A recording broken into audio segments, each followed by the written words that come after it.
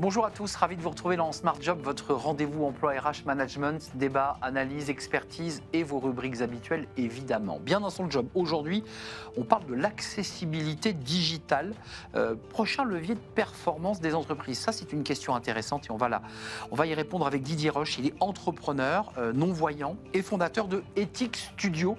Et bien justement il va nous expliquer d'abord ce qu'est Ethic Studio et les enjeux de performance derrière ce studio.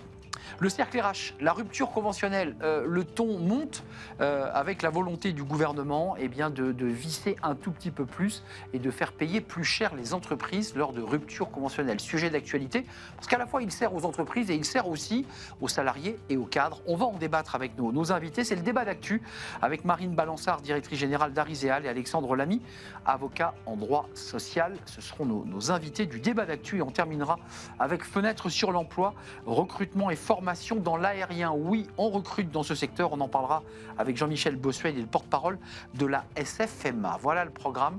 Tout de suite, c'est bien dans son job.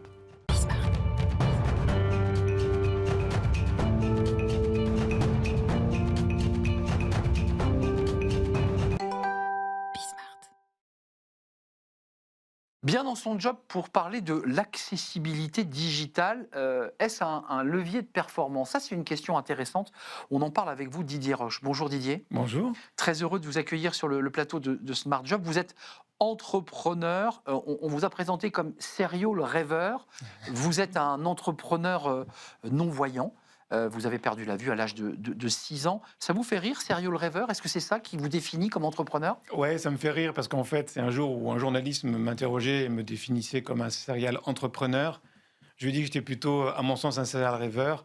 J'ai plein de rêves et il se trouve que l'entrepreneuriat permet de leur donner vie. Mais voilà, je suis avant tout quelqu'un qui rêve beaucoup et qui donne vie à ses rêves. J'ai cette chance-là d'avoir trouvé le moyen de le faire. Vous avez créé plein de choses, notamment ces restaurants dans le noir, où on a cette sensation et plein d'autres. Et là, vous vous êtes penché et vous avez créé Ethic Studio avec une promesse qui est intéressante, c'est-à-dire de diagnostiquer pour une entreprise sa capacité à créer plus d'accessibilité, puis de mettre ensuite en place très concrètement les outils d'accessibilité. Et vous lui dites, c'est pour toucher un plus large public, c'est pas uniquement pour faire de l'inclusion. Ça, je trouve ça intéressant comme discours. Moi, je pense qu'il faut expliquer aux entreprises, aux directeurs de communication, marketing et autres, que le message qu'ils diffusent sur les réseaux sociaux, sur leur site internet, que ce soit une page web, que ce soit un post de quelque nature qu'il soit, qu'on peut imaginer aussi un PDF, une vidéo, un podcast, eh bien, il y a une partie de la population qui n'y a pas accès parce qu'en amont, elle ne conçoit pas l'objet digital comme accessible. Et c'est dommage parce que lorsque vous regardez en France, vous avez 12 millions de personnes qui déclarent être en situation de handicap. Il y a 9 à 10 millions de personnes qui sont des aidants. Et moi, je peux vous dire que quand mes enfants voient, ou quand la personne avec qui je vis voit qu'une marque fait quelque chose un peu d'accessible ou une attention particulière, eh bien, elle va naturellement aller consommer dans cette marque. Donc en France, c'est 20 millions de personnes, pour le moins, qui sont concernés par cette question de handicap. Donc, rendre accessible, c'est toucher davantage de monde, donc vendre davantage. Donc ça veut dire, Didier, que vous touchez tout le spectre de l'accessibilité. Il y a les enjeux du braille, des claviers en braille, mais il y a plein d'autres outils qui permettent l'accessibilité. L'accessibilité, on n'y pense que dans un certain champ, c'est la page web. Et non, en fait, les produits digitaux sont nombreux. Quand vous communiquez sur un réseau social, quand vous envoyez un mail à une banque de prospects, quand vous mettez en place des podcasts ou des choses comme ça, ce n'est pas accessible à tout le monde si vous ne le pensez pas en amont. On fait comment pour, d'un point de vue technique, parce que c'est aussi tout l'enjeu d'Ethic Studio, comment on fait pour rendre accessible des choses qui, comme ça, intuitivement, on a le sentiment que ce n'est pas possible. Comment on fait? Alors, c'est très simple, on suffit de se former. Nous, on va aider les gens à diagnostiquer un peu leur univers digitaux, et puis à partir de là, leur permettre d'apprendre à comment rendre quelque chose d'accessible en amont. On peut suivre les gens pendant quelques temps pour s'assurer que toutes les procédures sont bien respectées et que ça fonctionne bien. Et puis à terme, ils deviennent autonomes. Et ce qu'il faut comprendre, c'est qu'une page accessible, un support accessible pour une personne non-voyante ou malvoyante, c'est pour vous, dans une situation où vous ne voyez pas bien, un petit écran, trop de soleil, une possibilité d'accéder au message. Vous voyez, donc ça touche au-delà même de la personne handicapée ou en situation de handicap, des personnes qui ne le sont pas, ou qui sont en situation de handicap de manière provisoire, parce qu'encore une fois, un environnement visuel, audio, qui empêche de percevoir le truc. Oui, puis il y a des situations extrêmes, puis il y a des personnes qui sont en déficience visuelle, qui voient un tout petit peu et qui ont quand même besoin de pouvoir avoir un écran plus large. Moi, ce que je trouve intéressant dans ce que vous portez, c'est que les enjeux de handicap sont souvent rangés dans la RSE, dans les sujets d'inclusion. Et vous, parce que vous êtes un entrepreneur, vous dites et vous parlez... C'est un business. Et c'est ça que je trouve intéressant. Vous leur dites, mais c'est aussi un business. Ça peut surtout être un business pour les personnes. Vous savez, quand on a commencé à faire les sites accessibles, les boîtes au début, elles faisaient un site accessible et puis un site normal. Et elles se sont rendues compte que Google référençait mieux les sites accessibles que les sites normaux. Donc à partir de là, tout le monde s'est dit, bah attendez, on va intégrer l'accessibilité dans les sites. Et les gens ont fait plus de business. Donc c'est vraiment c'est un levier de performance assez exceptionnel que les gens ne comprennent pas et ne vont pas dedans. Et ça coûte rien. Il suffit juste de se former en amont. Ça tombe bien, il y a des budgets de formation de partout. Ça coûte rien. Didier Roche, la prospective d'Ethics Studio, c'est quoi? Parce que le marché à conquérir est immense. Il y a peu d'entreprises aujourd'hui qui ont déjà basculé dans cette accessibilité. Comment vous voyez le développement de ce marché? Alors d'abord, il y a le marché. Maintenant, il y a des obligations juridiques pour pas mal de structures. Oui. Et puis, c'est de sensibiliser les gens. C'est de leur expliquer... vous avez le droit de passer à côté de 15-20% de votre public. C'est votre droit. C'est votre choix aussi, mais c'est con. Combien de salariés, Didier, là, aujourd'hui, chez vous? Nous, aujourd'hui, on est actuellement 2 personnes en interne. Et après, on a tout un tas d'intervenants extérieurs, parce qu'on est dans le monde de la production audiovisuelle quand même quelque part. Bien sûr. Et à partir de là, on travaille pas mal avec de gens en externe. Mais vraiment, l'idée, c'est d'accompagner les gens à faire, à savoir faire. Ce que j'ai lu sur votre site, je suis allé voir votre site qui est très très bien fait et on voit tout le travail pédagogique, d'accompagnement, d'audit, tout ça est très clair.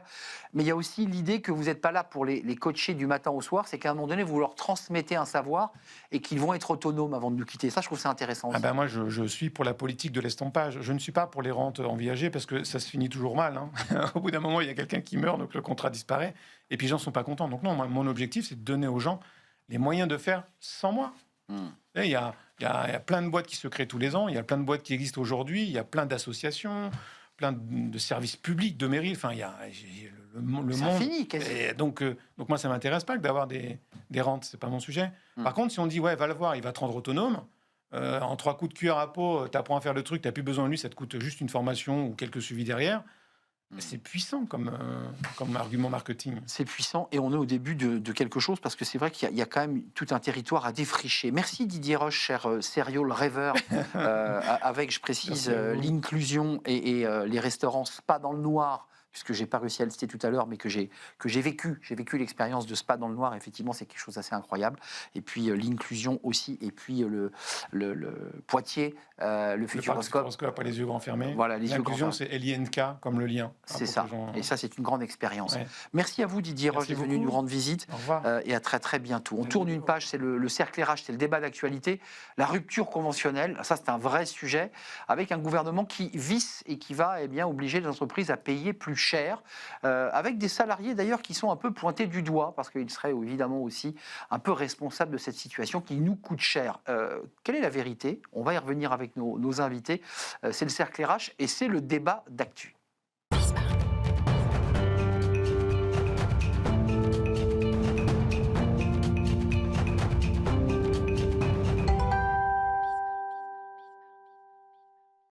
Le cercle RH pour parler aujourd'hui dans notre débat d'actualité, un sujet alors qui est au cœur de l'actualité du monde de l'entreprise, que ce soit du côté des salariés que du côté de ceux qui sont employeurs, la rupture conventionnelle. Alors elle est née en 2008, elle va avoir presque 18 ans, et c'est au moment où elle va devenir adulte que le gouvernement a décidé dans le budget 2026 de faire un tour de vis et de faire payer plus cher les entreprises. Alors ça suscite un vif débat.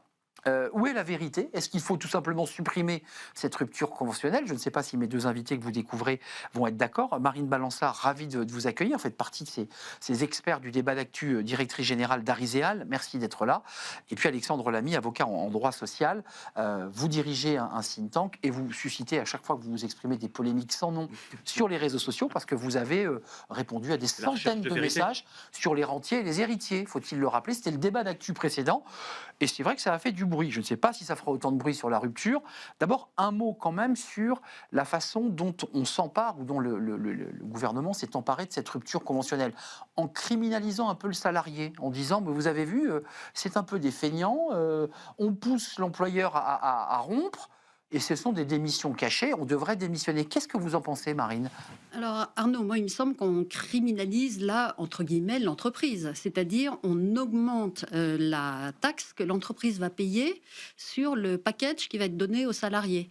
Donc, En 40%, on augmente, voilà, passe à on passe 40%. de 30% à 40%. Donc en gros, le message, c'est pas de les criminaliser, mais de dire aux entreprises, maintenant vous arrêtez d'utiliser abusivement et trop facilement cet outil qui est né effectivement il y a 18 ans, mais l'assurance chômage, elle est née en 58. Oui. Donc pendant 50 ans, on ne pouvait pas se séparer à l'amiable, c'est Non. exactement comme pour le divorce entre deux personnes. Exact. On l'a comparé d'ailleurs à la rupture, à un divorce à l'amiable. En fait. Voilà. Et sauf que, et donc pendant 50 ans, on ne pouvait pas se séparer à l'amiable et les indemnités n'étaient versées par l'assurance chômage, et c'était sa raison d'être, qu'en cas de perte involontaire de son travail. C'est vrai. Et donc la rupture conventionnelle, en fait, ça contredit l'essence même de l'assurance chômage qui est involontairement, par la force des choses, je perds mon travail, j'ai une espèce d'assurance. Et là, on a introduit un système, grâce au MEDEF, qui a beaucoup fait pression, pour pouvoir se séparer à l'amiable. Et les avantages sont immenses parce que ça pacifie beaucoup les relations dans les entreprises, les relations sociales. Ça évite d'aller à chaque fois au conflit, au prud'homme et de générer des frais d'avocat, pardon, cher Alexandre. Et donc, ça, pour les petites entreprises, les moyennes entreprises qui n'ont pas les moyens de poursuivre des salariés au prud'homme, c'est quand même hyper utile. L'avocat, quand on parle à des chefs d'entreprise, France Travail a sorti une étude, et c'est pour ça que je revenais sur les salariés, sur 100 personnes qui ont été consultées, enfin en tout cas auditées, on a frappé à leur porte, on a découvert que plus de 40 sur 100 ne cherchaient plus un emploi, c'était des personnes toutes en rupture conventionnelle. Ce qui a amené France Travail à dire, vous voyez bien, que les salariés qui bénéficient des avantages de la rupture ne se mettent plus en recherche d'emploi.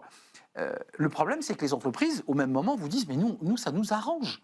Comment on fait, là? Vous, l'avocat, là, le juriste. Non, ce que disait madame est très juste, c'est que la difficulté, c'est que le système repose sur une ambivalence, une sorte de hiatus. C'est-à-dire que d'un côté, on a un outil de liberté et de pacification, comme vous le disiez fort justement, qui permet de rompre d'un commun accord le contrat de travail, dans un cadre qui est extrêmement sécurisé. Et donc, c'est la raison pour laquelle les TPE ont recours énormément à ce type de dispositif. C'est que non seulement on est sécurisé sur le montant, on est sécurisé sur le calendrier, on est sécurisé sur la procédure. Avec un petit chantage des salariés qui vous disent « si vous ne faites pas la rupture, moi je vais au prud'homme et ça va vraiment vous coûter très cher ». Le chantage, il est plus pernicieux. Donc je finis juste sur l'ambivalence, et le chantage, il est plus pernicieux que ça encore. Parce que en fait, l'ambivalence, il donc repose sur une rupture négociée du contrat de travail, et deux, pour autant, l'accompagnement au titre du chômage repose sur les cotisants. Donc l'ambivalence vient de là.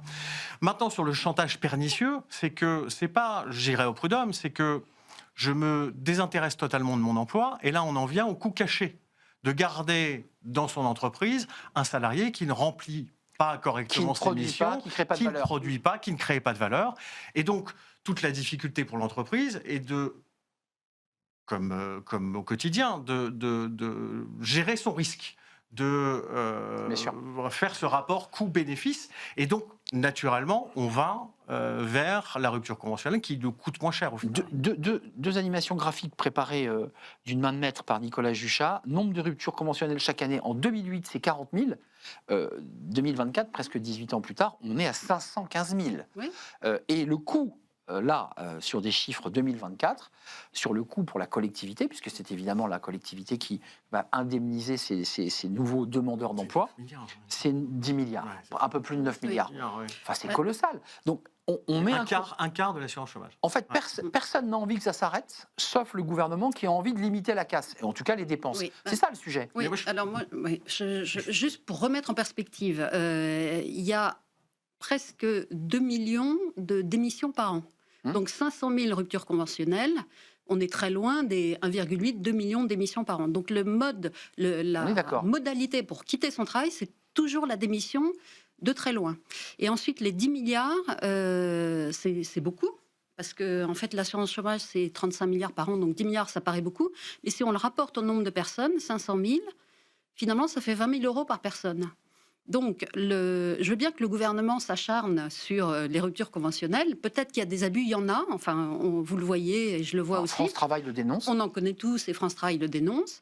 Mais je ne pense pas que ce soit en travaillant sur ce sujet qu'on va réduire le coût de l'assurance. J'ai écouté Benoît Serre sur France Info qui vient de temps en temps sur notre plateau, qui est un DRH, qui lui-même remet en cause le chiffre des 500 000 ruptures conventionnelles, remettant en cause presque les chiffres de France Travail. C'est ce qu'il disait en tout cas. C'est un outil extrêmement important. La rupture conventionnelle est un outil. Donc il ne faut pas casser extrêmement l'outil. Il ne faut pas casser l'outil. Oui. Je pense qu'en revanche, là où j'ai les plus gros doutes, c'est d'aller augmenter cette cotisation forfaitaire patronale pour essayer de, autant que faire se peut, réduire le nombre de ruptures conventionnelles. Donc il faut réduire la durée d'indemnisation. Non, je pense qu'il fallait réfléchir. Je pense, et c'est tout l'objet d'ailleurs des négociations qui sont en cours avec les organisations syndicales au niveau national, sur les autres leviers à mobiliser. La durée d'indemnisation, Donc, le dans le délai cadre d'une différé. rupture, il pourrait y avoir une durée plus limitée. Absolument, un délai différé, donc le délai de carence à remodeler, des conditions pour rentrer dans le cadre de l'assurance chômage qui soient un peu différentes des autres cas. Mais je pense que c'est le bon biais. Taper encore une fois sur la cotisation forfaitaire patronale, je ne pense pas que ce soit le bon vecteur, d'autant que on va retourner sur des biais, on parlait d'abus, mais qu'on a connus et qu'on continue à connaître, et on va connaître encore plus demain avec l'augmentation de cette cotisation, qui consiste à se mettre d'accord sur un licenciement, à négocier et à transiger. Et là, pour le coup, la niche fiscale et sociale de la transaction ne permettra pas de renflouer les caisses de l'assurance chômage. Effectivement, donc c'est pour le coup presque un manque à gagner. C'est totalement un manque à gagner. Et puis vous bloquez l'assurance chômage. C'est autant de coûts, le coût de l'amertume, comme on dit, qui vont se retrouver dans le coût de la sécurité sociale, les fameux coûts cachés du salarié qui se met en arrêt de travail, qui ne veut plus accomplir ses missions et ses fonctions. On va les retrouver sous un autre pied. 515 000 en 2024, même si on le met à l'aune des démissions, il y a encore plus de salariés qui démissionnent que de gens qui sont en rupture, 4 fois plus. Ça dit quand même quelque chose de notre manière de regarder le travail. Il y a de plus en plus de salariés qui, en bout de course, au bout du rouleau, n'en peuvent plus, vont voir leur employeur et disent, écoutez, signez-moi une rupture conventionnelle. Et je le redis, parce que globalement, je ne produis plus rien, ou j'ai plus envie de produire pour vous. J'ai plus envie. Et il faut me séparer. Mais il y a des... En fait, et l'entrepreneur se dit, why not? Il y a des entrepreneurs, il y a des entreprises qui ont une politique qui est de refuser... Oui, c'est exact. La rupture conventionnelle. Sur ce type d'argument d'ailleurs. Et donc, mais c'est des entreprises qui peuvent se le permettre, c'est-à-dire qu'ils sont prêtes à aller au prud'homme. Donc c'est soit vous démissionnez, soit il y a des fautes, il y a une incompétence professionnelle, des vrais motifs, des problèmes économiques. Et donc les salariés le savent. Sauf que le cœur de notre tissu économique, qui est constitué de TPE et de PME, ne peut pas se permettre cette prise de risque. Et donc c'est pour ça qu'il faut le garder. C'est exactement ça. C'est pour ça qu'il faut le garder, c'est hyper important. Ça c'est vrai pour les grands groupes. Mais c'est vrai que pour les TPE et les bien PME, sûr. Et donc, il faut absolument garder... Le salarié à la main. Oui, et pourquoi on en a 500 000 maintenant? C'est exactement comme pour le divorce par consentement mutuel. Avant, il n'y en avait pas parce qu'on ne pouvait pas. C'était que pour faute ou pas de divorce. Et donc, il y avait un manque. Et ça, faut vraiment, c'est hyper important de le garder. Je crois que le MEDEF a eu raison, je ne suis pas au MEDEF, mais a eu raison d'introduire cette flexibilité et cette souplesse dans les relations sociales. Cette loi de 2008 va être revue par ce budget avec une augmentation donc, du coût pour l'entreprise. Est-ce que vous pensez que réellement l'entreprise, avec ce passage de 30 à 40%, va réduire son nombre de ruptures ou pas? Est-ce que c'est assez dissuasif pour limiter le nombre de ruptures? Moi, j'ai un doute. Je ne suis pas certain. Alors, encore une fois, ce que je disais tout à l'heure... C'est pas assez puissant pour que ça les dissuade. Non, et puis le régime est un régime, encore une fois, ce que je disais, un régime sécurisé juridiquement. Pour citer Hegel, le droit harmonise les volontés libres, que j'ai entendu récemment sur votre antenne d'ailleurs, devant vous, je crois, Arnaud. Donc oui, on dit de belles choses sur ce plateau. Ce régime a pour lui, inventé en 2008, a pour lui d'offrir un cadre entièrement sécurisé pour les entreprises. Et encore une fois, refuser une rupture conventionnelle à un salarié représente un niveau de coût caché incommensurable. On sait qu'aujourd'hui, un coût réel, c'est la moitié des coûts cachés. Donc vous prenez le coût, vous le multipliez par 2, vous avez le coût réel de ce que représente... il nous reste quelques secondes, Marine. Moi, j'aimerais revenir sur cette usine à gaz pour économiser 400 millions d'euros sur les 35 milliards de dépenses de l'assurance chômage. Donc, on est en train de parler d'économiser 1% des dépenses. C'est vrai, c'est ça. Et de mettre en branle tout un pataquès qui est incomplet. Enfin, encore une fois, le MEDEF dit qu'il faut travailler sur l'ensemble des paramètres, et je pense que c'est vrai. Il y a un point qu'on n'a pas évoqué, c'est ceux qui vont au prud'homme et le délai, le temps d'attente, parce qu'en général, il y a une médiation, puis il y a le prud'homme, puis ensuite il y a l'appel. Et en général, on vous dit, bah écoutez, alors là, c'est engorgé, c'est pas avant 2 ans. Enfin, pour ceux qui vont plaider en chambre prud'homale. Voilà. Je suis optimiste. Donc ça veut dire qu'on n'est pas indemnisé dès lors qu'on gagne avant 4 ans. Mais c'est surtout d'une violence psychologique épouvantable. Chercher à baisser le nombre de ruptures conventionnelles peut avoir cet autre effet que d'augmenter les contentieux qui eux-mêmes sont déjà engorgés. Qui eux-mêmes sont déjà très, très engorgés. Donc c'est des coûts sociétaux extrêmement importants. Donc si j'entends bien, pour conclure, et ce que vous dites peut faire écho d'ailleurs à ceux qui nous regardent, peut-être que Thibaut Guilluy et tous ceux qui ont porté cette étude, parce qu'ils ont fait une étude extrêmement détaillée, ils ont fait une enquête auprès des personnes, on serait plus à augmenter ou à réharmoniser les durées d'indemnisation que de toucher au montant de cotisation. Oui, absolument. C'est ça, c'est votre point de vue. Je pense que c'est l'approche raisonnable pour continuer à pouvoir utiliser cet outil.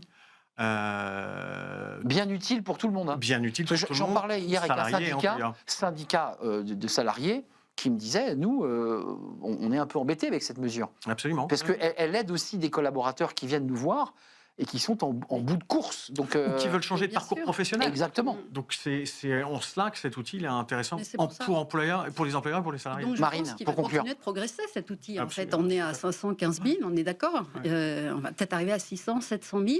Par contre, effectivement, la durée... Moi, je reviens toujours sur cette allocation chômage qui peut durer jusqu'à 2 ans, voire plus, si vous avez plus de 50 ans. C'est vrai. Normalement, c'est la perte involontaire de son travail. Donc, il y a quand même un petit sujet, effectivement. Est-ce qu'il faut que cette durée d'indemnisation soit jusqu'à 2 ans ? Soit calquée sur les droits chômage dans ce contexte, ou le repasser à 6 mois. Voilà. 6 mois, et qui permettrait la carence qui existe déjà. Il faut préciser que quand on a des ruptures conventionnelles, il y a déjà une carence. Il y a une carence de 7 jours, incompressible, et ensuite la carence se calcule en fonction de votre indemnité supralégale. Exactement. Et donc ça peut être de 1 à 6 mois en fonction du montant que l'on touche.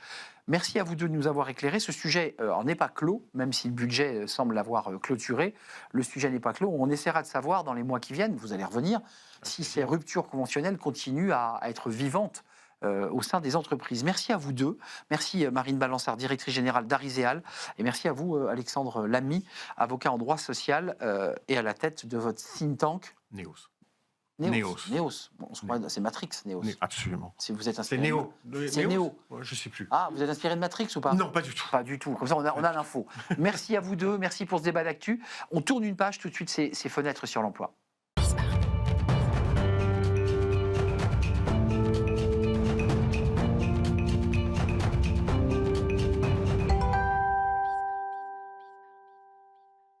Fenêtre sur l'emploi pour terminer, peut-être prendre un peu de hauteur pour faire un vilain jeu de mots pour s'intéresser au secteur de l'aérien qui recrute. Et pour en parler, avec moi Jean-Michel Bossuet. Bonjour Jean-Michel. Bonjour. Fin observateur du monde aérien, parce que vous êtes rédacteur en chef adjoint d'Aviation Pilote. Aviation et Pilote. Aviation et Pilote, qui est un des premiers, voire le premier magazine indépendant. Magazine qui existe depuis 30 ans. 30 ans, hein, 83. 35 ans, oui. C'est ça.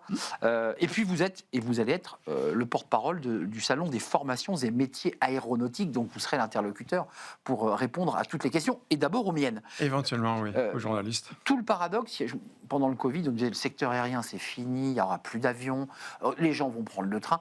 Là, vous nous dites exactement l'inverse dans ce salon, c'est un secteur, l'aérien, qui recrute. Vous le confirmez ? Ah oui, on recrute, le secteur, pardon, pas moi, mais le secteur recrute. D'abord, le transport aérien est vraiment reparti depuis le Covid. On a transporté 5 milliards de passagers en 2025. On avait un taux de croissance de 5% pour 2025. Alors, il va baisser un petit peu en 2026, mais il a baissé par rapport un peu à 2024. Mais globalement, oui, il y a de la demande, les passagers ont la demande. Le Covid, c'est loin maintenant derrière. Le salon SFMA, qui est un peu un salon de référence, pour donner envie à ceux qui ne sont pas forcément des dingues de l'aviation, qu'on soit clair, ils recrutent dans tous les secteurs secteur, ils ne recrutent pas que des pilotes, ils recrutent des pilotes évidemment, mais tous les métiers qui vont autour de l'aérien, on est bien d'accord. On recrute même plus de monde hors pilote que dans le... C'est quoi les secteurs aujourd'hui qui sont les plus demandés dans ce secteur de l'aérien? Là, pour l'instant, on recrute beaucoup dans la production. On a le GIFAS, le groupement des industries françaises aéronautiques et spatiales. Airbus. Oui, Airbus, c'est pas seulement, plein de sous-traitants, plein d'autres petits constructeurs.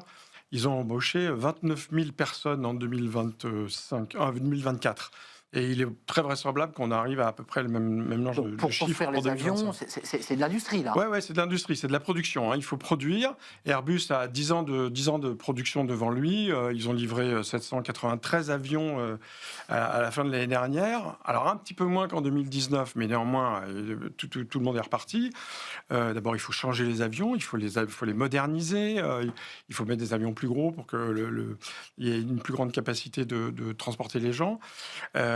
Et alors on a besoin de gens pour à la fois donc produire et en même temps pour concevoir aussi les nouveaux avions qui seront les avions de rupture. Il y a ceux qui sont dans l'opérationnel, les chaudronniers, les soudeurs, les techniciens, les électriciens. Absolument. Il y a tous ceux qui en amont sont des ingénieurs, tous ceux qui conçoivent. Absolument. Puisqu'on a beaucoup parlé, peut-être avez-vous d'ailleurs peut-être à l'occasion de ce salon des informations, mais il y a aussi le fameux avion hydrogène avec un carburant vert. Voilà. On en est où là? Parce que ça peut donner aussi envie à des jeunes ingénieurs de dire tiens, je vais aller me lancer dans l'aérien. Alors, pour produire ces avions disruptifs, si je peux dire, oui, il va falloir de la matière grise, clairement. Alors, sur le long courrier, on n'a pas encore de solution immédiate, donc on va se rabattre sur les carburants d'aviation durable. Mais par contre, pour le moyen courrier, oui, il y a des solutions hybrides, il y a des solutions électriques, hydrogène. Oui, tout le monde travaille un peu dans son coin. Pour l'instant, c'est pas commercialisé, on est d'accord. Airbus ne sort pas ce type d'avion. Non, et puis je ne crois pas qu'Airbus se lancera sur ce genre de créneau tout de suite. Ils vont, à mon avis, expérimenter ce que font des plus petits constructeurs pour des petites lignes régionales en France et dans d'autres pays, mais sur du petit régional. Et après, on verra. D'ailleurs, Airbus est associé quand même de près à tout ce qui se fait comme type de projet de construction d'avions. On a compris que l'industrie, la conception, l'ingénierie, la réflexion amont. Et ensuite, il y a les métiers de l'aérien. C'est quoi? C'est la restauration, l'accueil, les bagages, la conception. C'est quoi tous les métiers de l'aérien? C'est quoi la palette des métiers? Alors, il y a tout ce qui est exploitation, compagnie aérienne. Ouais. Donc là, il y a les métiers du sol, il y a les métiers de la maintenance en ligne, il y a évidemment les pilotes, hôtesses, PNC, etc. Tout ce monde qui permet de prendre les avions. Et puis, il y a évidemment la production, il y a la maintenance, l'exploitation et la production. Voilà, c'est les grands secteurs. Secteur qui représente aujourd'hui en France, quand on parle du secteur de l'aérien, et notamment à travers ce salon, ça représente combien de salariés, en fait, l'aérien au global? Pour la production, le GIFAS dit que ça représente à peu près 220 000 personnes. Direct. Et sous-traitants. Plus à peu près la même chose en indirect. Et sur le transport aérien lui-même, la FNAM, la Fédération nationale de l'aviation et des métiers, dit à peu près 175 000 à 180 000 personnes. Donc on frôle les 500 000 salariés du secteur de l'aérien. Et vous dites, il y a de l'espoir parce qu'on recrute et ça s'accélère. Ah oui, ça s'accélère. Il y a la demande de transport des passagers, elle a baissé. Elle a baissé pendant le Covid, puis après elle est revenue. Donc pour la construction des avions, les compagnies ont besoin de changer d'avion parce que c'est des avions vieux qui consomment plus de carburant. Donc maintenant les nouveaux, on fait 25% de carburant en moins. Donc il y a évidemment plein d'emplois à pourvoir. Jean-Michel, avant de nous quitter, le 30 janvier au 1er février, 100 exposants, ça c'est le salon de formation métier aéronautique. Vous en serez le porte-parole et vous êtes le chef adjoint d'aviation et pilote. Merci à vous. Et juste un petit mot encore, c'est à la fois un salon d'information sur la formation et un salon de recrutement. Il y a au moins une quinzaine d'entreprises qui sont là pour recruter. Allez pousser la porte de ce salon, il y a peut-être un métier à votre goût. Merci à vous, merci de votre fidélité, merci pour vos messages sur les réseaux sociaux, merci à tous ceux qui nous suivent, merci à Nicolas Juchat évidemment, merci à l'équipe derrière en régie, Paul au son aujourd'hui et Charles à la réalisation. Merci à vous, je vous dis à très bientôt, bye bye.